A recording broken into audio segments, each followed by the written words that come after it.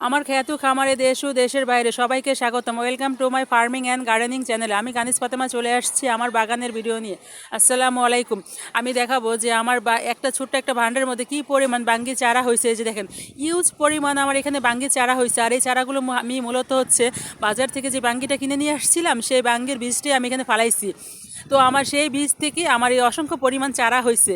তো আমার এখন চারাও কিনতে হয় না। আর এই যে দেখেন, এই পাশে যে পুঁইশাক গাছের ডোগাটা, আমি আমার এই গাছগুলো থেকে প্রায় এই যে বেশ কয়েকদিন আগে 1 কেজির মতো পুঁইশাক উঠাইছি। এখন আবার মাশাআল্লাহ কত সুন্দর আগাডোগা বের হচ্ছে আমার পুঁইশাকের। আর এই পাশে আমি যদি দেখাই আমার দাঁড়ার ফলন কি পরিমাণ, আমার এই ছোট ছোট ক্যারেটের ভিতর দাঁড়া হয়েছে। যে দেখেন, প্রচুর পরিমাণ আমার এই ক্যারেটগুলো তো দাঁড়া হয়েছে।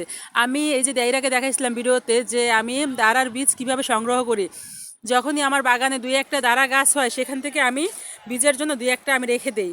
তো আমার বাগানের বীজ থেকে আমি নতুন করে আবার চারা উঠাতে পারি। আর সবচেয়ে একটা ভালো টিপস কি জানেন, যখনই আমার গাছে দাঁড়া হয় আমি একদম গুঁড়া থেকে উপড়াই না, আমি দাঁড়াটা ভেঙে ভেঙে নেই। ভেঙে নিলে কি হয়, পরবর্তীতে এই গুঁড়া থেকে আরও 5-6টা অসংখ্য পরিমাণ শাখা প্রশাখা বের হয়। তো একটা গাছ থেকে আমি 5-6টা দাঁড়া সংগ্রহ করতে পারি। তো আপনারাও এটা করতে পারেন, দাঁড়া একদম গুঁড়ি থেকে উপড়াবেন না, দাঁড়াটা ভেঙে ভেঙে উপড়াবেন। ভেঙে ভেঙে উপড়ালে কী হবে, একটা গুঁড়ি থেকে 5-6টা করে শাখা শাখা দাঁড়া বের হবে, তখন আপনার দাঁড়ার পরিমাণটা বেড়ে যাবে গাছে।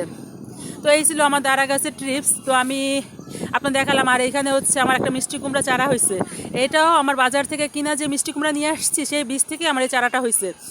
আমার বাগানে যাই দেখেন, কোনো কিচ্ছু আমার বাজার থেকে কিনা না, সম্পূর্ণ আমার বীজ থেকে সংগ্রহ করা। এগুলা কোনো কিছু আমি কিনি না। এই যে এই পাশে বাঙ্গি চারা আমি দেখাইছিলাম, বাঙ্গির চারাগুলো আমার বাজার থেকে কিনা বাঙ্গির বীজ থেকে চারাগুলো হয়েছে। আর এই যে এই পাশেও বেগুন গাছটা দেখেন কি পরিমাণ আমার গাছটাতে বেগুন আসছে, প্রচুর পরিমাণ বেগুনের কড়া আসছে। আমি একটু ক্যামেরাটা সামনে নেই দেখাচ্ছি আপনাদের, দেখেন এই যে প্রচুর পরিমাণে যে দেখেন বেগুনের কড়া আসছে আমার এই বেগুন গাছটাতেও। আর মাশাআল্লাহ আমার যে পরিমাণ বেগুন গাছে ফুল কড়া আসছে, তো আমার বেগুন কিনা লাগবে না বললেই চলে। আর এখানেও আমি দাঁড়ার বীজ ফালাইছি, তো এখন ছোট ছোট চারা বের হচ্ছে। আর এই যে আমার পুঁইশাক গাছটা এই গরমের কারণে এই যে দেখেন শীত পড়ে গেছে। তো এটা কেন হয় এটা আমি নিজেও না বুঝি না।